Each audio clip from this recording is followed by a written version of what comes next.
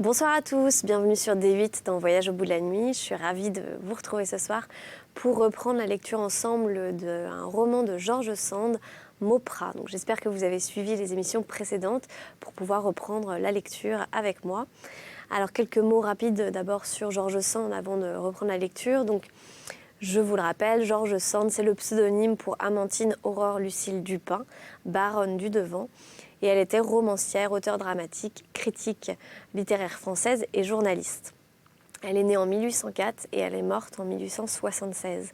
Et c'était une auteure une des plus prolifiques car elle a plus de 70 romans à son actif, dont des œuvres diverses, des nouvelles, des contes, des pièces de théâtre et aussi des écrits, des textes politiques.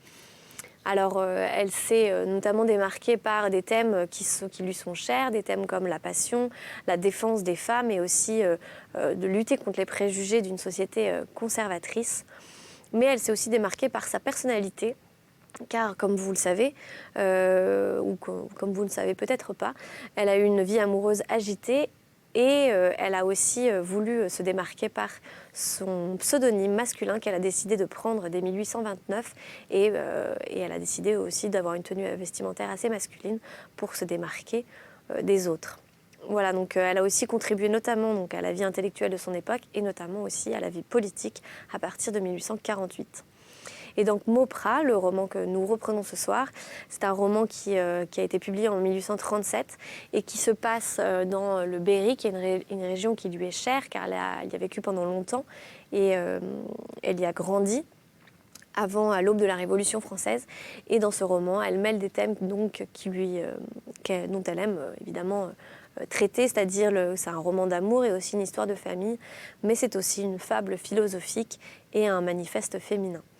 Voilà, donc avant de reprendre la lecture à la page 93, je voudrais vous inviter à réagir sur les réseaux sociaux avec le hashtag VBN. Vraiment, n'oubliez pas que voilà, vous pouvez utiliser ce hashtag pour interagir avec nous et communiquer à travers les réseaux sociaux. Voilà, donc je reprends la lecture et je vous souhaite une très très bonne soirée. Vos oncles, s'écria-t-elle en saisissant brusquement sa chaise et en la plaçant contre nous comme par un instinct de défense. Oh mon Dieu, je ne suis pas chez Madame de Rochemaure ? Le nom commence toujours de même et nous sommes d'aussi bonne roche que qui que ce soit.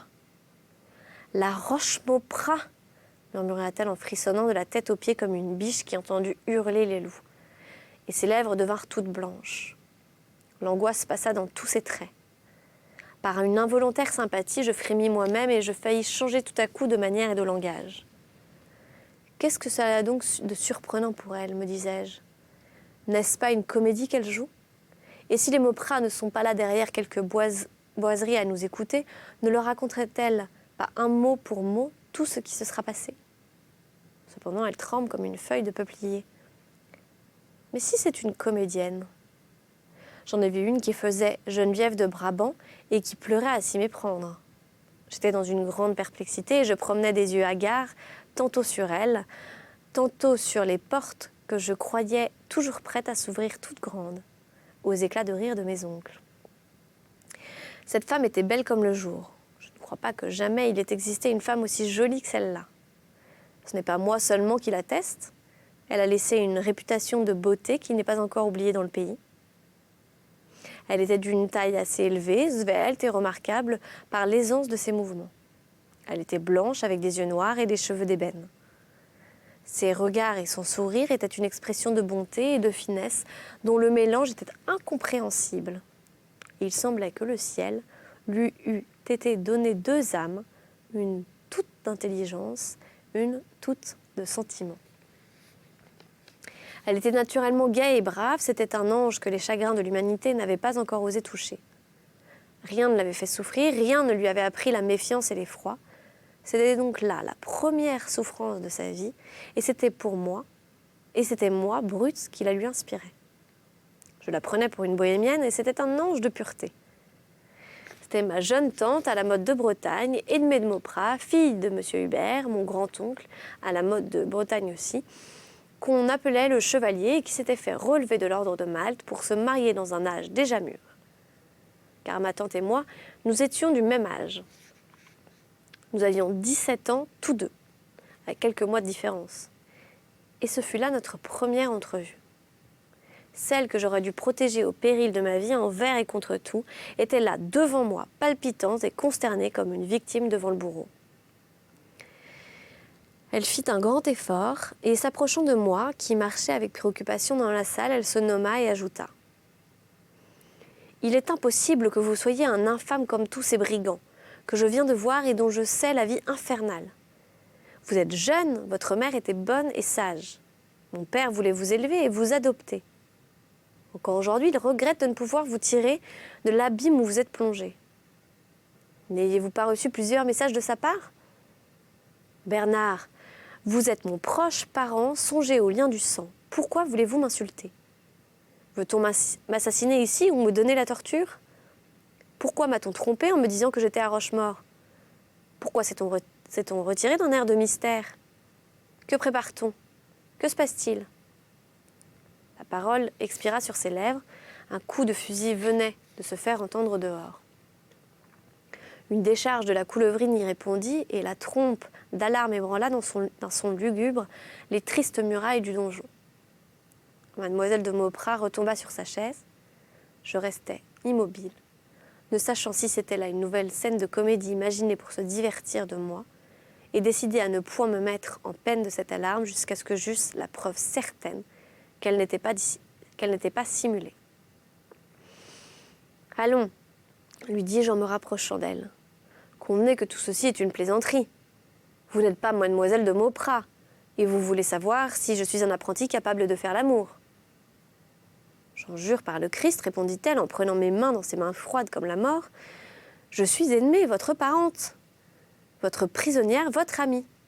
Car je me suis toujours intéressée à vous, j'ai toujours supplié mon père de ne pas vous abandonner. Mais écoutez Bernard, on se bat à coups de fusil. C'est mon père qui vient me chercher sans doute.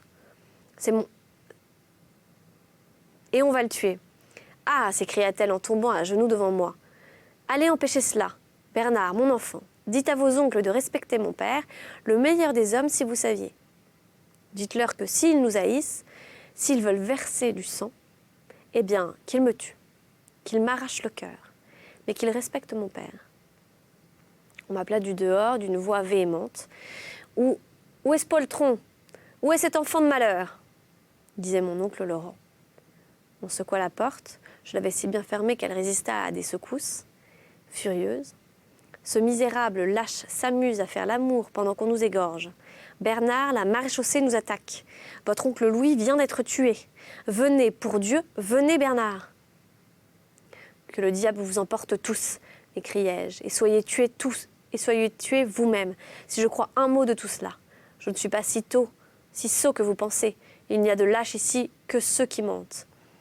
Moi, j'ai juré que j'aurais la femme et je ne la rendrai que quand il me plaira.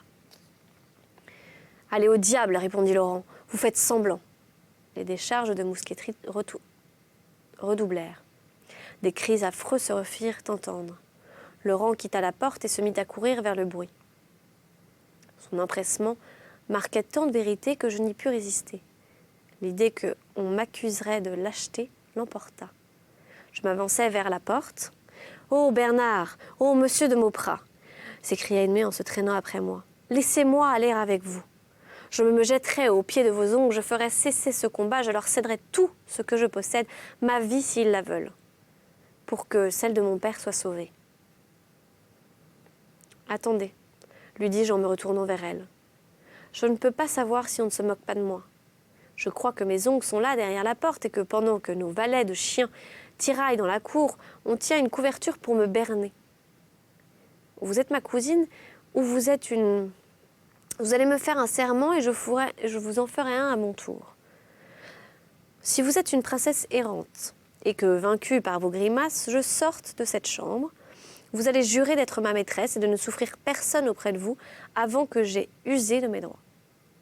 Ou bien moi, je vous jure que vous serez corrigée comme j'ai corrigé ce matin Flore, ma chienne mouchetée. Si vous êtes Edmée et que je vous jure de me mettre entre votre père et ceux qui voudraient le tuer, que me promettez-vous, que me jurerez-vous ? Si vous sauviez mon père, s'écria-t-elle, je vous jure que je vous épouserai. « Oui, Da !» lui dis-je, enhardi par son enthousiasme dont je ne comprenais pas la subtilité, la sublimité. « Donnez-moi donc un gage afin qu'en tout cas, je ne sorte pas d'ici comme un sot. » Elle se laissa embrasser sans faire résistance, ses joues étaient glacées. Elle s'attachait machinalement à mes pas pour sortir, je fus obligée de la repousser. Je le fis sans rudesse, mais elle tomba comme évanouie. Je commençais à comprendre la réalité de ma situation, car il n'y avait encore personne dans le corridor, et les bruits du dehors devenaient de plus en plus alarmants.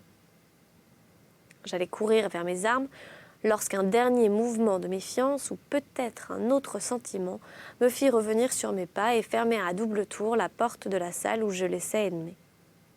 Je mis la clé dans ma ceinture et j'allais au rempart, armée de mon fusil que je chargeais en courant.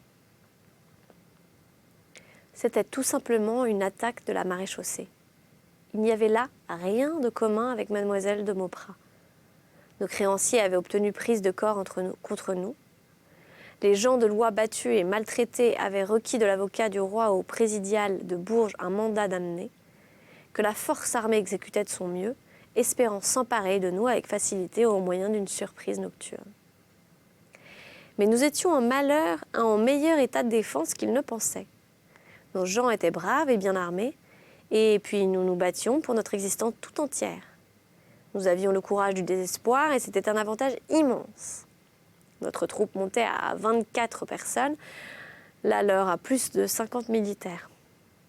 Une vingtaine de paysans lançaient des pierres sur les côtés, mais ils faisaient plus de mal à leurs alliés qu'à nous. Le combat fut acharné pendant une demi-heure.